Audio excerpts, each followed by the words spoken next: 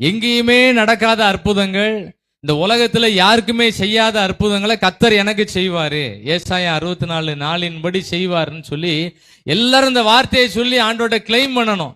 அப்படியே கர்த்தர் நடத்துவார். ஆமென், ஆமென், ஆமென். சொன்னீங்களா? பின்னால எல்லாரும் சொன்னாதான் ஒரு பலன் கிடைக்கும். இது ஒரு ஆவிக்குரிய மாத்திரைன்னு சொல்லிட்டேன். இது எத்தனை நடனாலும் சொல்லலாம், எவ்வளவு நேரம்னாலும் சொல்லலாம். எஸ்ராவின் நாட்கள்ல ஊழியர்கள் அந்த பிரசங்க பீடத்திலிருந்து பேசும்போது மக்கள் எல்லாம் ஆமேன் ஆமேன்னு கையை குவிச்சு ஆமேன் ஆமேன்னு சொல்லுவாங்களாம். பழைய காலத்திலே 2 ஆமேன்னு சொல்லியிருக்காங்க. இந்த எழுப்புதல் காலத்துல நிறைய ஆமேன்னு சொல்லணும். அல்லேலூயா. பழைய ஏற்பாட்டு காலத்துல 2 ஆமேன்னு சொன்னாங்க, கை குவித்து ஆமேன்னு சொன்னாங்களாம். அதே மாதிரி இப்போ உள்ள எழுப்புதல் காலம், இது எழுப்புதல் காலம். எல்லாரையும் ஆண்டவர் பயன்படுத்துவாரு, எல்லாரையும் நல்லா ஜெபிக்கிறவங்களா பயன்படுத்துவாரு, எல்லாரையும் ஆண்டவர் நல்ல ஊழியம் செய்யறவங்களா பயன்படுத்துவாரு. இந்த காலத்துல எல்லாரும் இந்த ஆவிக்குரிய மாத்திரைய சொல்லிக்கிட்டே இருக்கணும், யாரும் கம்முன்னு இருந்துடக்கூடாது. யோபுவோட வாழ்க்கையில எப்படி நடந்துச்சோ அதை விட பல மடங்கு நம்ம எல்லாருக்கும் நடக்கும். ஆமென், ஆமென் சொல்லுங்க.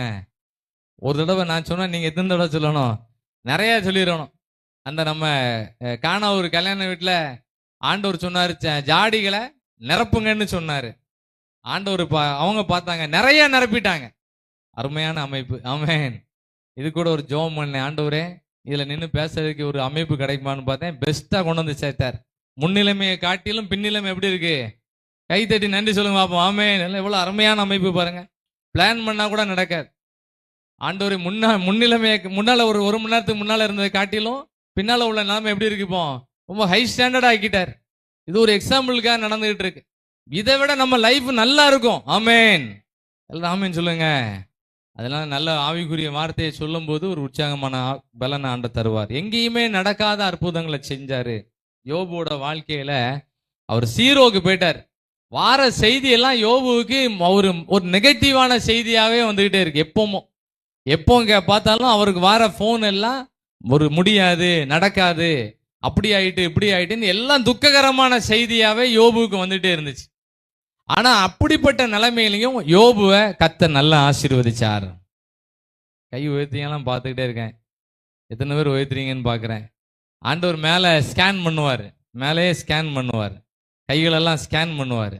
இந்த வார்த்தையை யாரெல்லாம் நம்புறீங்களோ அவங்களெல்லாம் ஸ்கேன் பண்ணுவார்.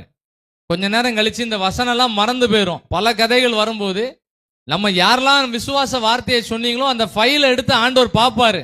பைபிள் அப்படிதான் பார்த்திருக்கிறாரு. மொர்தெகாய்க்கு ஃபைல பார்த்திருக்கிறாரு, யோசேப்போட ஃபைலை எடுத்து பார்த்திருக்கிறாரு.